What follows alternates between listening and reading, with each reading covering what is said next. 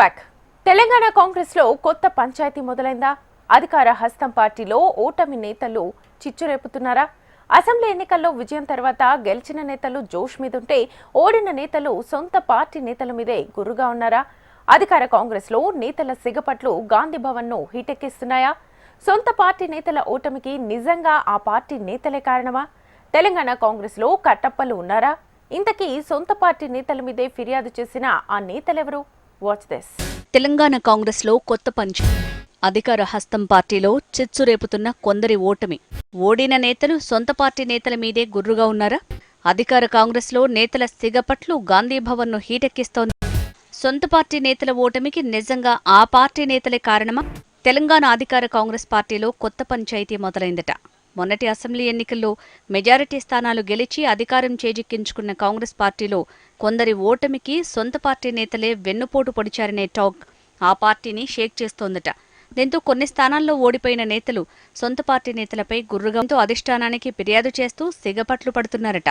దీంతో ఎన్నికల్లో ఓడిపోయిన కొంతమంది నేతలు సొంత పార్టీ నేతల మీదే తీవ్ర అసంతృప్తి వ్యక్తం చేస్తున్నారట. తమ ఓటమికి పార్టీ నేతలే వెన్నుపోటు పొడిచారని ఆగ్రహంగా ఉన్నారట. అందులో ఓ నేత హైకమాండ్కి ఫిర్యాదు చేయగా మరో నేత సన్నిహితుల వద్ద చెప్తూ రగిలిపోతున్నారు. ఇంతకీ ఆ నేతలెవరూ కాదు.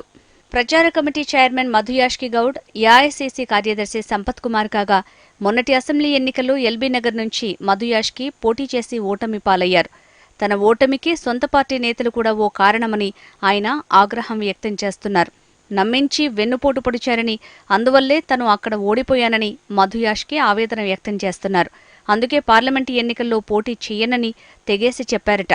ఇక పాలమూరు జిల్లాకు చెందిన మరో నేత సంపత్ కుమార్ మంత్రి జూపల్లిపై అధిష్టానానికి ఫిర్యాదు చేశారు.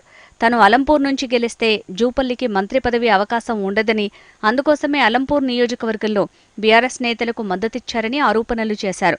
ప్రస్తుతం సంపత్ కుమార్ ఫిర్యాదు కాంగ్రెస్ వర్గాల్లో తీవ్ర చర్చకు దారితీసింది. సంపత్ ఫిర్యాదుపై కేసీ వేణుగోపాల్ సైతం ఆరా తీసినట్లు సమాచారం. సంపత్ కుమార్ తన ఓటమికి గల కారణాలపై ఆధారాలు కూడా అధిష్టానానికి అందించినట్లు కాంగ్రెస్ వర్గాల్లో చర్చ జరుగుతోంది. అయితే ఎన్నికలు అయిపోయిన ఇన్ని రోజుల తర్వాత ఫిర్యాదు చేయటంపై సంపత్పై అధిష్టానం ఆరా తీసినట్లు తెలుస్తోంది.